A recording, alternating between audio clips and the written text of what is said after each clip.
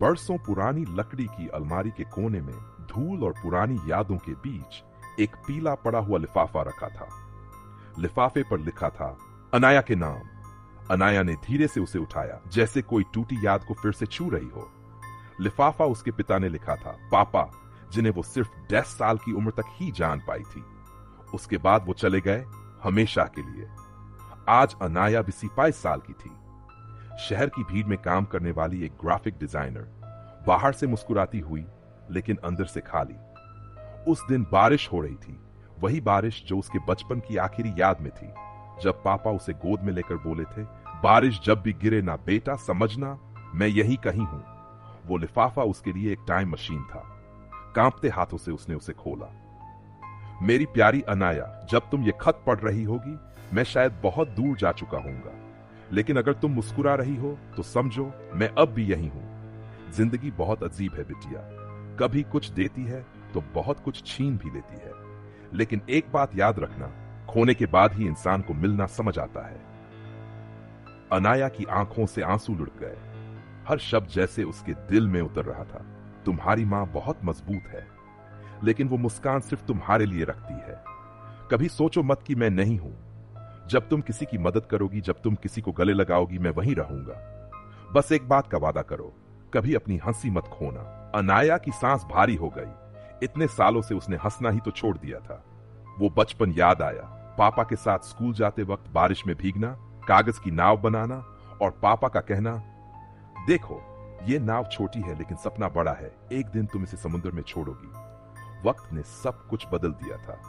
मां अब बीमार रहती थी और अनाया घर और काम दोनों संभालते संभालते थक चुकी थी।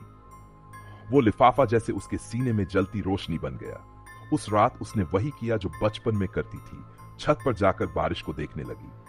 आसमान में बिजली चमकी और बारिश की बूंदें उसके चेहरे पर गिरी। उसे लगा जैसे पापा वहीं हैं, पास में बैठकर कह रहे हों, तू फिर से मुस्कुरा सकती है। अगली सुबह उसने मां के कमरे में जाकर मुस्कुराते हुए कहा, मां, चलो आज कहीं बाहर चलते हैं। मां ने हैरानी से देखा, इतने साल बाद तू खुद कहा रही है बाहर चलने को? अनाया ने सिर हिलाया। हां मां, आज पापा का जन्मदिन है। वे दोनों पुराने रेलवे स्टेशन के पास वाले पार्क में गई, जहां पापा अक्सर ले जाते थे। वहीं अनाया ने अपनी डायरी खोली और पापा को जवाब लिखा। पापा के नाम, आपने कहा था ना, जब मैं मुस्कुराऊंगी तो आप पास होंगे।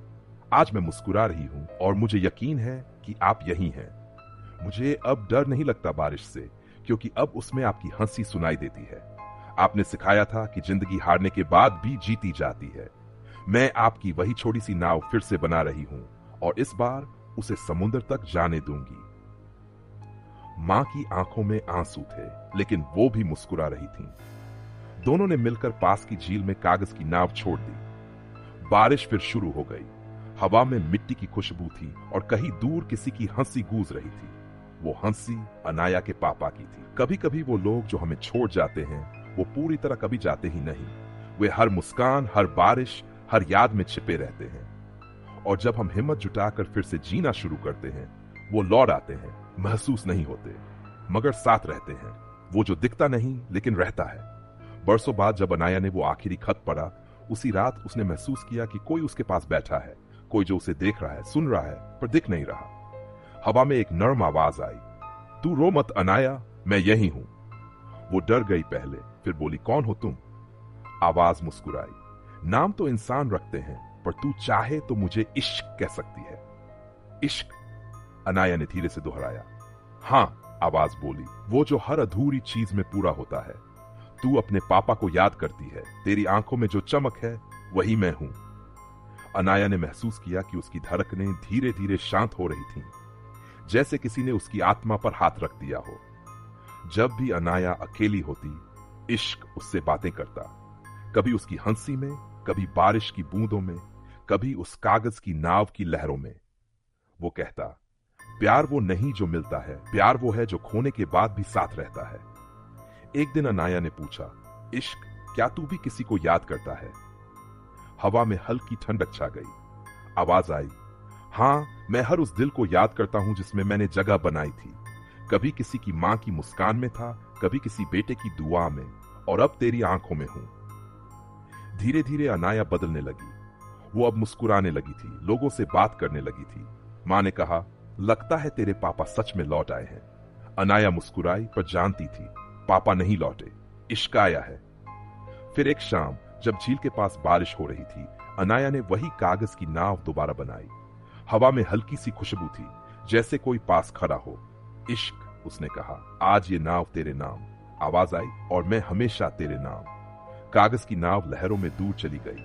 आसमान में सुनहरी रोशनी थी, और एक पल को अनाया को लगा कि कोई उसके कंधे पर हाथ रखकर बोला, अब तू अधूरी नहीं है। बारिश की हर बूंद में वो आवाज घुल गई, इश्क की आवाज।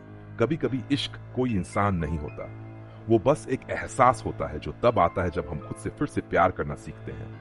वो हमें सिखाता है कि प्यार मरता नहीं, बस रूप बदल लेता है।